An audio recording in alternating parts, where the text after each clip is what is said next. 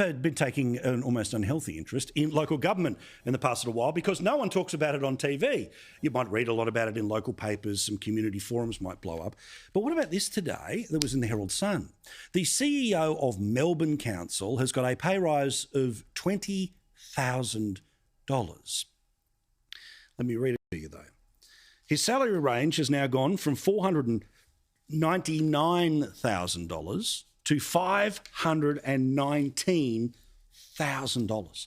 This puts him in the same number as the Prime Minister. Now, I think the Prime Minister is about $560 at the moment, but still the idea that the CEO of a local council is earning what, say, as best as I understand, a state premier is, makes no sense. And of course, the ratepayers of Melbourne have recently had to pay for an increase in their council taxes.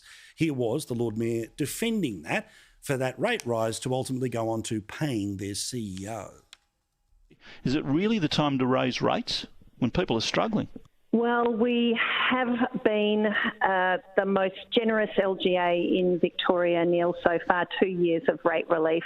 It is time for us to get back to normalising our own revenue streams, but we are very aware, Neil, that there is still hardship out there. Honestly, they take the proverbial all day, every day. Sorry, I'm a bit sweary tonight. I do apologise. Let's get in the conversation right now with Jacinta Price, freshly elected to the federal parliament. She had a bit of local council experience before all of that. And a man who, well, he's hired and fired more local councils over a lunch than any of us would remember. The great Graham Richardson, of course, joining us from the Workers' Cottage. Lad and lady, hello. Again, Richo, there are these fine little moments, right? But do you agree with me that local council has got a little bit too big for its boots when the CEO of a local council is paid more than the Premier of Victoria or New South Wales or Queensland? Well, it's just absurd. It's a joke. I mean, I understand that they've got big jobs to do, and I understand that therefore the remuneration won't be small. But to compare it to a Premier is ridiculous.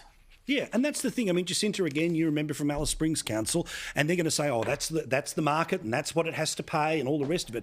But I would hazard a guess there'd be people working inside the local government sector in the Northern Territory that are paid more than the Chief Minister. Yeah, it's got to make you wonder. Sometimes when I see sort of figures like that, I sort of think, well, am I in the right job here? Maybe I should have worked toward becoming the CEO of a local council instead. My goodness.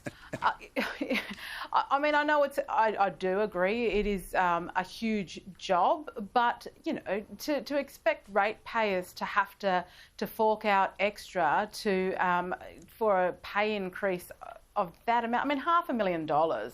Seriously, you've got to be kidding. It's not as if, you know, what sort of lifestyle is the CEO living to have to actually need an extra $20,000 on top of what they've currently got? And as you mentioned, the same, if not more, than a state premier.